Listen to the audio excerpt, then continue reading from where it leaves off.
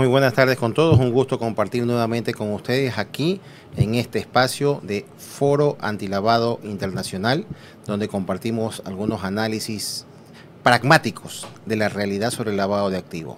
Este programa por su canal digital La Nueva República. El día de hoy tenemos una invitada muy especial con una amplia experiencia sobre temas de anticorrupción. Así que tengo el gusto de presentarles aquí a ustedes que nos acompaña. Ella es economista Fátima Flores, economista en mención en gestión empresarial y finanzas de la Escuela Superior Politécnica del Litoral, especialista en prevención de lavado de activos. Mucha atención, va a estar muy dinámico este programa el día de hoy. Y anticorrupción. Jefa de prevención de la Dirección de Prevención y Control de la Comisión de la Lucha contra la Corrupción en Quito Honesto. Graduada en la segunda Escuela Anticorrupción de la Fundación Alemana Hans Seidel y Fundación Ciudadana y Desarrollo. Bien, sin más preámbulo, vamos a presentarles aquí a la economista Fátima. Fátima, un gusto que estés acompañándonos el día de hoy. Muchas gracias, Alan, realmente por la invitación a la Nueva República, poder estar acá acompañándonos y, bueno, un tema que nos apasiona realmente, corrupción y lavado de activos. Qué interesante. Así es. Mira que el tema de la corrupción es un tema que está de moda, lamentablemente. Y no digamos que es una realidad del Ecuador, porque hay que decirlo, es una realidad del Ecuador actual, en este momento, pero no de los últimos 5, 6, 7 años, de toda la vida. Quizás, sin ser prejuiciosos, desde que se fundó la República. Y no solo es el Ecuador, realmente es una situación y es un mal que aqueja a todos los países latinoamericanos y no dejemos atrás del primer mundo también. Entonces, en ese sentido, importante abordar el tema, cómo nos golpea como sociedad, qué oportunidades tenemos para enfrentarlo y qué realmente tenemos que tener conciencia de esta realidad y saber cómo ubicarnos en el tiempo y espacio. Fátima, ¿qué opinas sobre este tema de la corrupción y cómo nos golpea? Bueno, muchísimas gracias. Realmente a mí me gusta siempre partir desde el inicio, ¿no?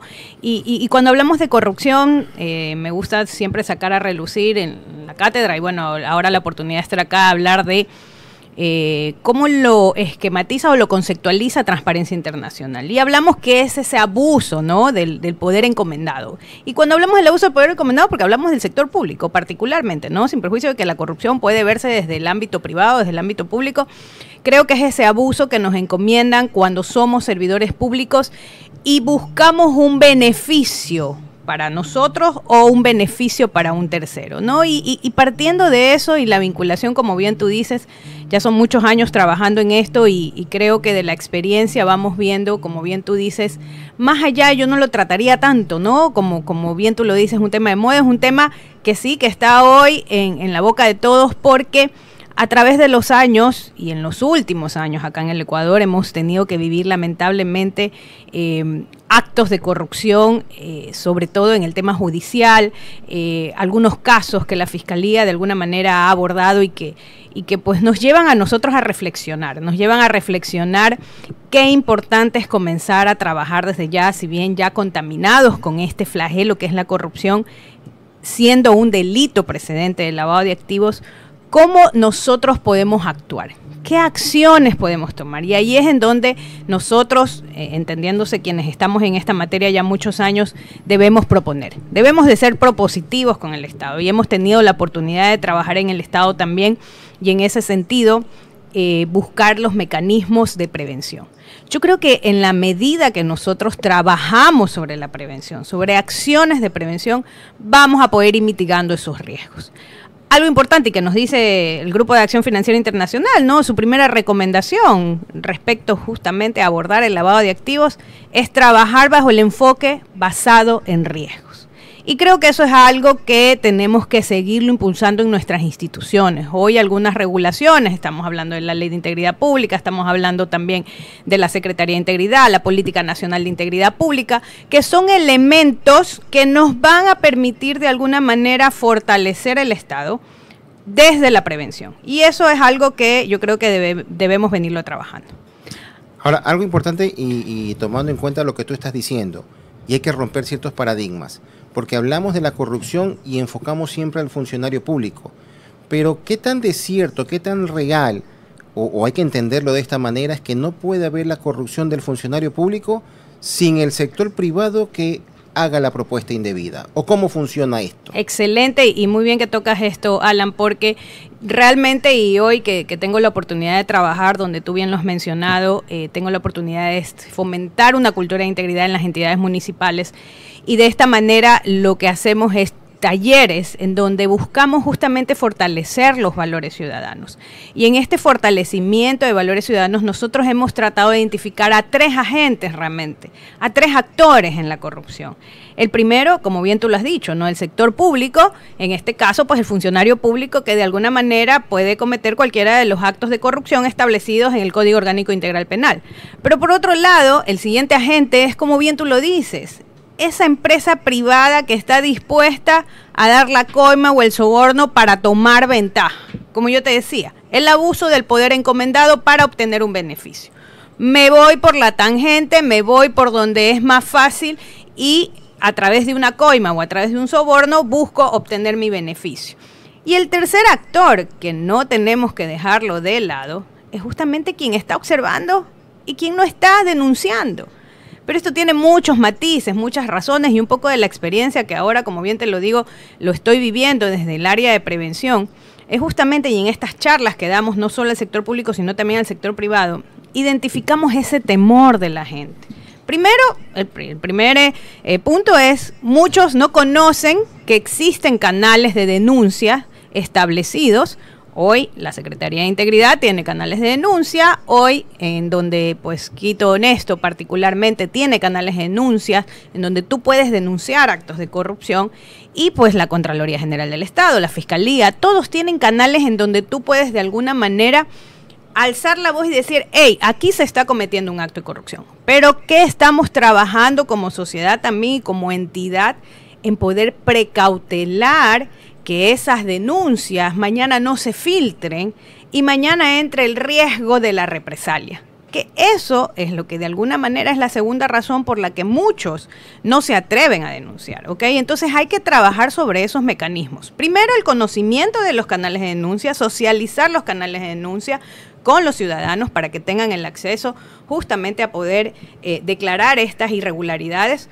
Y en segunda instancia, tratar de fortalecer esos canales de denuncia para que no haya luego represalias contra quien se atreve a denunciar estos actos de corrupción. Ahora, haciendo un hilo conductor, porque me parece súper interesante cuando haces una clasificación de 3 actores, y yo no dejaría fuera de este mapa de protagonistas, es quien aconseja. Muchas veces los empresarios, lamentablemente, ya vienen con malas decisiones tomadas históricamente y no se les hace nuevo el de repente buscar para acceder a algún trámite, la facilidad entre comillas, o por el mismo hecho de hasta pagar menos impuestos, ¿no? El famoso consejo de los asesores. Y ojo, y con esto no entremos en un paradigma de decir a los abogados, puede ser un economista, un ingeniero comercial, puede ser un consultor, sencillamente cualquier persona que crea tener las habilidades negativas, lamentablemente, para recomendar un camino corto que va reñido con la ley, lamentablemente, y esto significa buscar que el empresario tome acciones que van contra la ley, contra su prestigio, su reputación, que pueda caer en una sanción severa, y a la vez buscar que el funcionario permita este bypass en cuanto a saltarse la ley.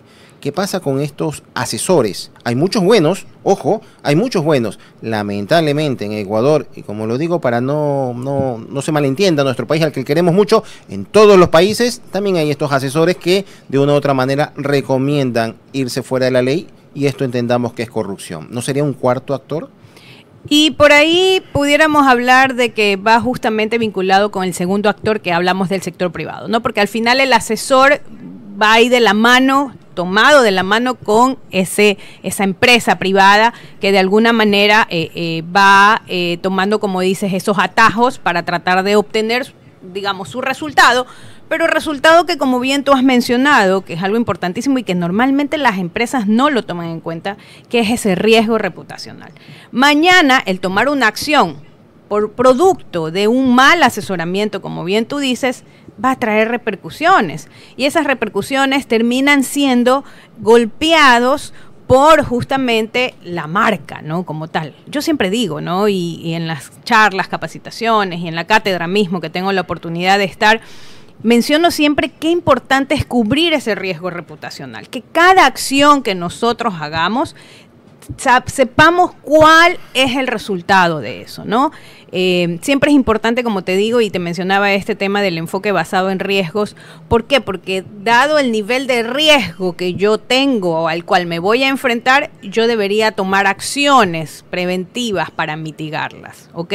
Entonces, en ese sentido, yo creo que es importante. Ahora, hay una debilidad, ¿no? Como bien tú dices, a nivel de la asesoría, es que muchas veces no han tenido quizás la oportunidad de ver una problemática desde un ámbito holístico.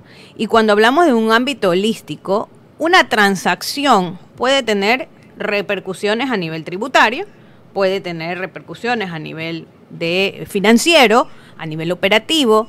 Y como bien te lo decía, también ese otro eje que muchas veces no se lo toma en cuenta es cómo puede impactar también en generar un valor a tu marca como institución, ¿no? Entonces, que ahí es donde va asociado ese intangible asociado al riesgo reputacional, lo que tú vas ganando en el camino.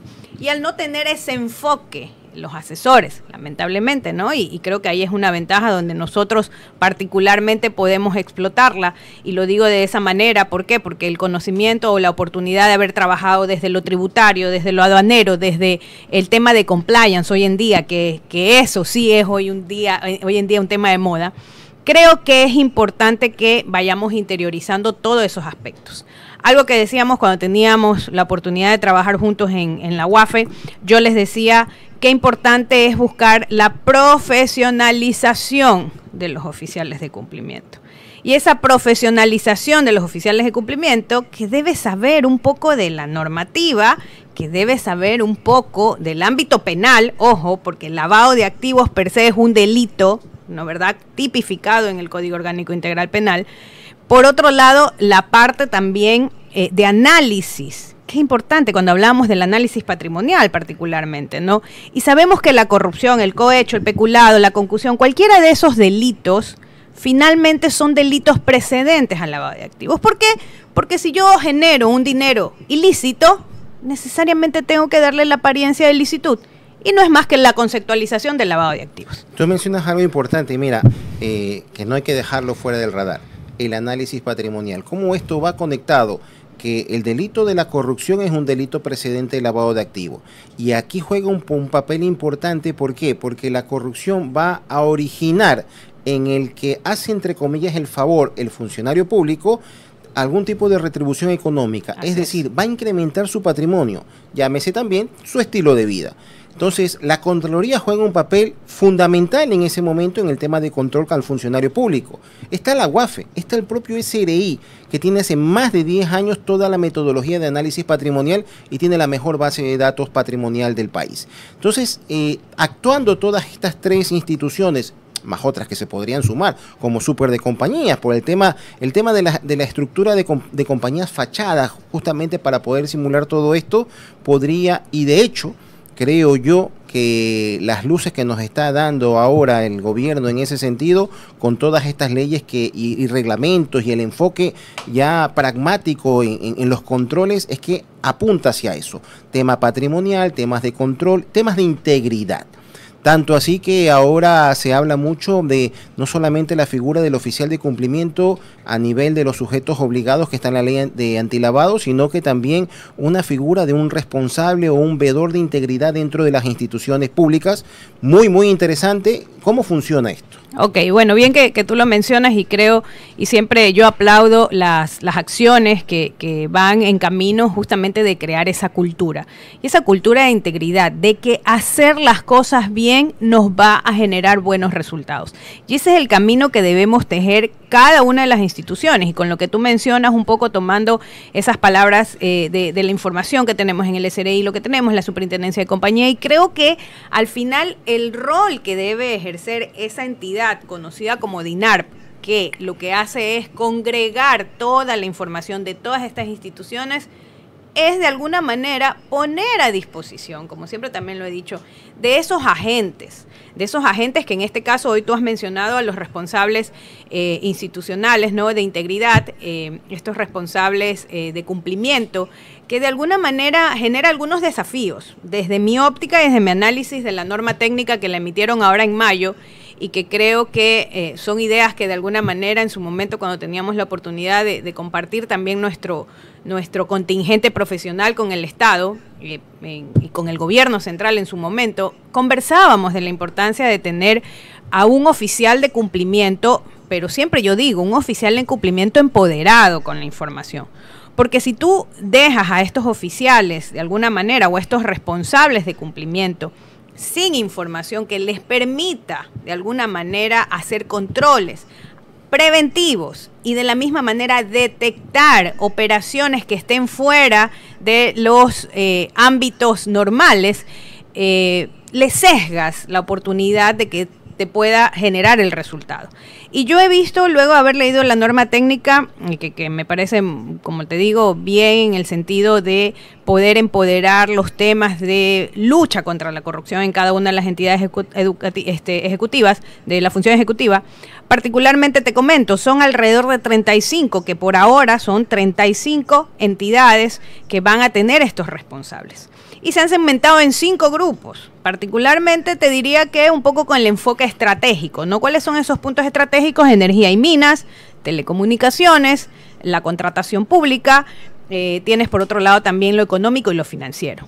Ahora, ¿cuál es el desafío ahí que un poco me genera un ruido y que creo que hay que tratar de evitar que se llegue a dar? Es nosotros muchos de los ámbitos, tanto en lo económico como en lo financiero, sabemos que existe hoy un oficial de cumplimiento antilavado o un oficial de cumplimiento calificado por la UAFE, ¿no, verdad? En donde hablamos de que ese va a prevenir el lavado de activos.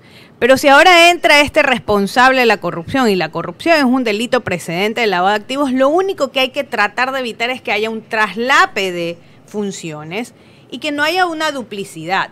Correcto. Si bien es cierto, la norma te establece desde la estructura orgánica de estas instituciones no va a incrementar y dice que no van a haber modificaciones, sin perjuicio de eso, yo creo que ahí es donde también hay que hilar bastante fino. ¿Por qué? Porque vas a tener distintas actividades que, como te digo, se pueden traslapar, y tú puedes leer también la norma, habla sobre el control, por ejemplo, de la transparencia. Y hoy nosotros tenemos una LOTAIP, la LOTAIP que está a cargo obviamente del control de la Defensoría Pública. Entonces, cuidado, y comenzamos a tratar en las instituciones a ver quién realmente tiene el rol. Creo que eso es un desafío y lo planteo así porque es algo que lo levanto como una alerta para que no ocurra. Otra importante, estamos hablando de la Ley de Integridad Pública, donde hacemos algunas modificaciones a la LOCEP y sobre todo al tema, como bien tú mencionabas, de las evaluaciones que se tienen que hacer al servidor público. Para poder evaluar a un servidor público es necesario que tengamos establecidas los perfiles de puestos y las asignaciones de las funciones.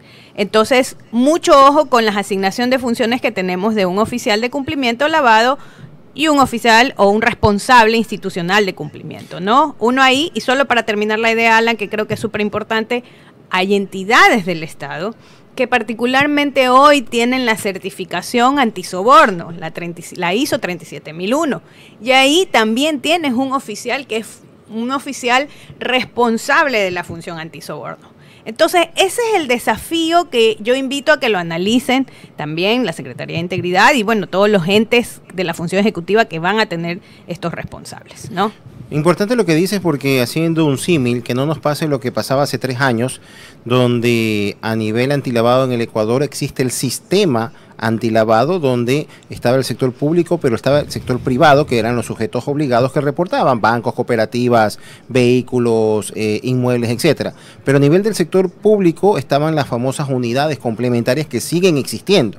Pero hace 3 años cada quien trabajaba por su cuenta, no había esa conexión real, salvo un par de reuniones de vez en cuando que podría haberse sido más productivo, un cafecito, pero en todo caso poco o nada había esa interconexión y podría existir una un esfuerzo, digo bien intencionado, de las unidades complementarias de la UAFE, cada quien por su lado, y a la final no teníamos un resultado que hoy podríamos obtener y que estamos viendo señales de que ya se están integrando, ya hay una hoja de ruta, que no es de la noche en la mañana, que esto seguramente lo vienen planificando ya desde el año pasado, incluso cuando estuvimos bien, lo recuerdas, en la UAFE, ya lo veníamos hablando y veníamos asentando una hoja de ruta al respecto que tiene que irse mejorando en el camino, y eso es bienvenido. Entonces, en ese sentido, acá también entiendo lo que me dices y estoy completamente de acuerdo de que no exista una duplicidad de funciones, sino más bien una articulación de todos estos actores. Totalmente. Sin dejar de lado algo fundamental. A ver,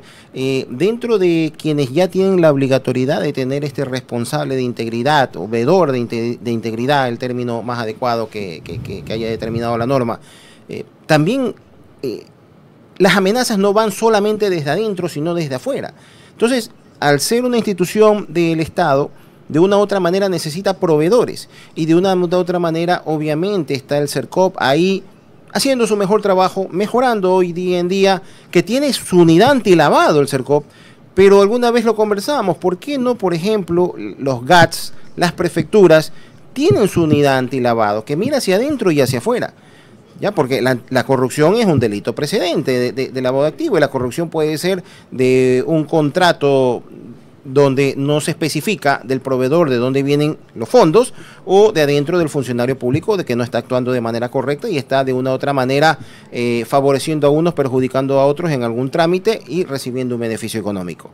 Entonces, el poder hacer un equipo compacto de todos estos actores creo que está sobre la mesa más que claro. Está sumamente más que claro. Se han dado los primeros pasos, no podemos adelantarnos a que hacia allá no va la visión. No se trata de eso. Creo que también el gobierno lo tiene claro en ese sentido, y es hacia lo que tiene que integrarse, ¿no? Los frentes que tiene, las amenazas que tiene en ese sentido. Muy probablemente con lo que tú dices, ¿no? Quizás por allá va el enfoque y esa es la visión. Pero yo creo que es súper importante, y bueno, ahora que tengo la oportunidad de estar trabajando ya desde lo local, ahora con mayor contacto con entidades municipales, ya en el ejercicio actual de mi profesión, realmente te tengo que decir que tú has mencionado algo muy importante. ¿Por qué? Porque los GATS son ese camino hacia y ese contacto más directo con el ciudadano, ¿ok? Porque son los servicios básicos, son de alguna manera todo lo que constantemente el ciudadano demanda. Quizás muchas veces el gobierno central está un poco más lejano de ese contacto con el ciudadano. Y bien lo que tú mencionas, y si tú recuerdas también la Política Nacional de Integridad dentro de sus disposiciones, contempla justamente el exhortar a los gobiernos autónomos descentralizados a implementar esa política nacional de integridad. Entonces, si bien es cierto, como tú has mencionado, las unidades complementarias, que es otro de los temas que probablemente se pudieran traslapar, si es que no trabajamos mancomunadamente, ¿no? Entonces, ahí es importante, porque otra de las debilidades o los desafíos que podemos tener es a quiénes van a elegir cada una de sus entidades, porque estamos diciendo que no va a incrementar, ¿no es verdad?, la estructura organizacional de estas entidades para tener a un responsable institucional de cumplimiento, sino que se entiende entonces que voy a elegir a alguien de la institución para que cumpla ese rol, cumpla esas funciones. Y en ese sentido es muy importante la preparación, si bien es cierto, tienen un criterio de ciertos aspectos de habilidades blandas, habilidades técnicas que están contempladas en esta norma técnica, y es más, van a haber certificaciones.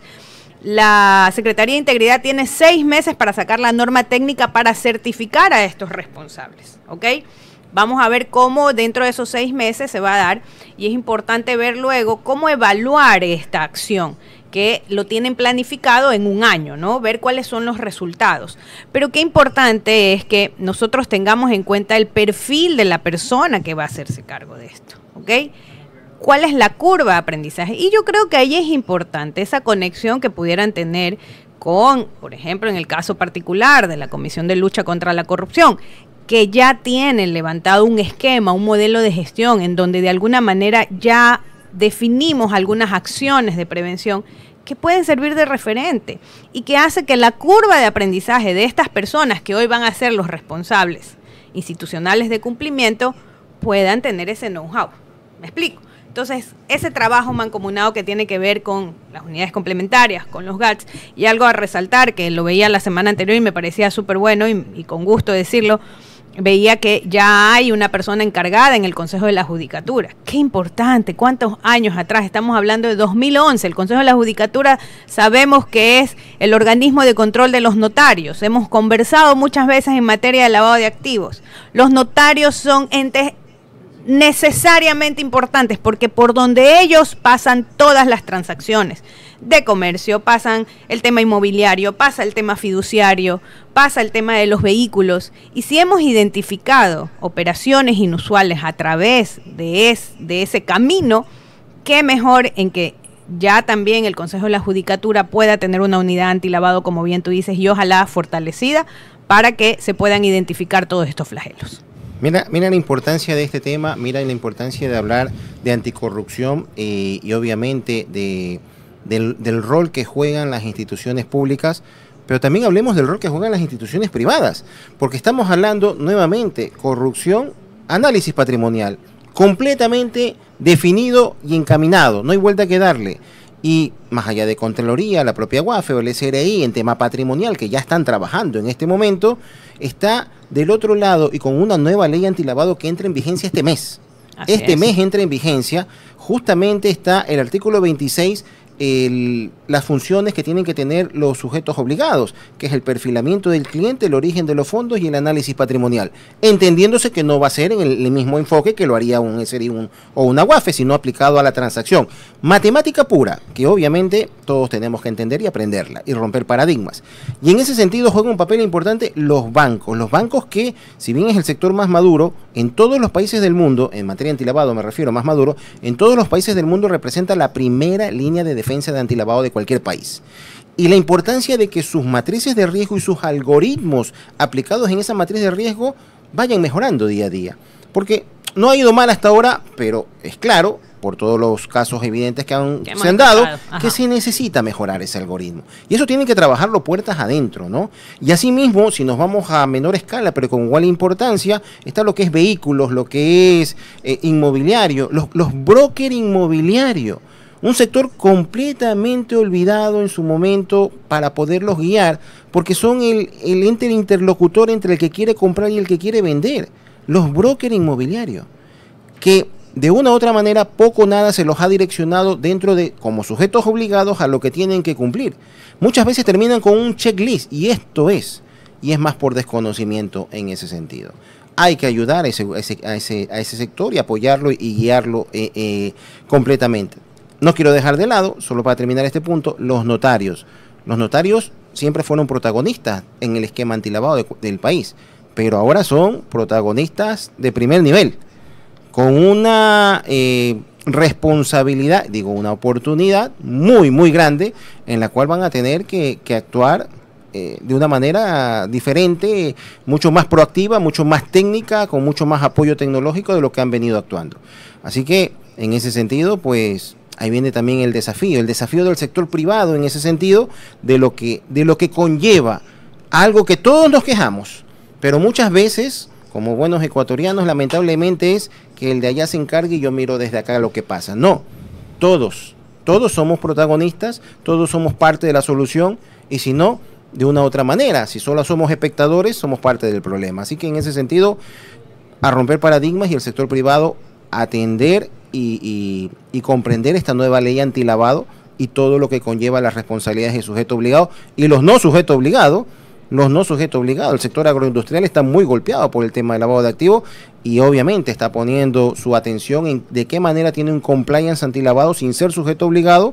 Bananeras, cafeteras, todos los productos agrícolas están en este momento, los productores, exportadores, analizando qué pueden hacer en ese sentido. Fátima, tus palabras finales, agradeciéndote que nos hayas acompañado el día de hoy, tus palabras, tus mensajes finales para todos los que nos están escuchando. Bueno, solo resaltar ahí algo muy importante, como bien tú lo has dicho. El sector privado forma parte de este eje, es un eje prioritario para la implementación de medidas no solo antilavado, sino también anticorrupción.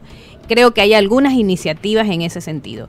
y creo que debemos seguir impulsándola desde ese hecho. Solo para poder cerrar, creo que mi mensaje, y justamente en la línea de la lucha contra la corrupción como un eje primordial y principal, con los datos que tenemos hoy de WAFE respecto a las amenazas de lavado de activos, la corrupción ocupa el segundo lugar, ¿no?, de los riesgos de lavado de activos del país.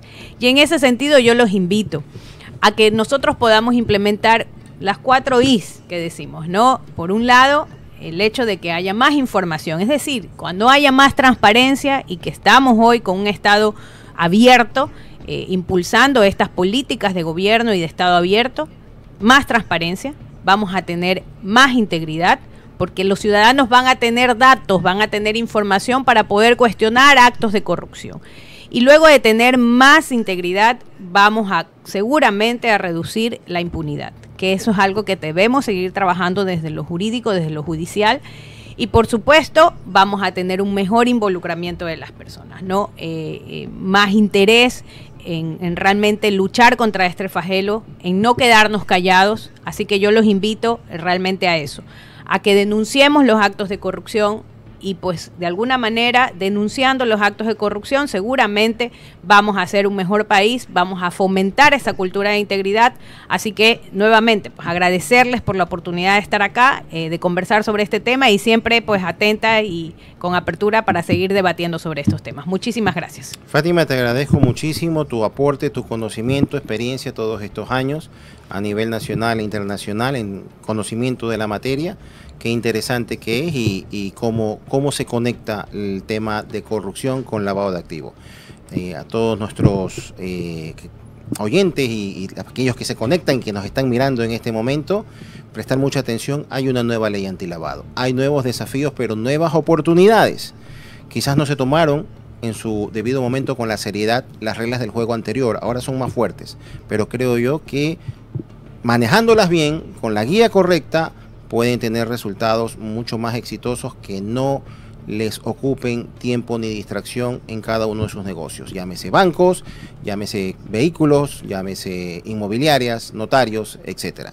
Mucho ojo al artículo 26, mucho ojo a la estructura de los factores de riesgo: clientes, productos, canales, jurisdicción y transaccionalidad. El quinto factor, que es la estructura de una matriz de riesgo. Mucho ojo a que tienen que tener una matriz de riesgo.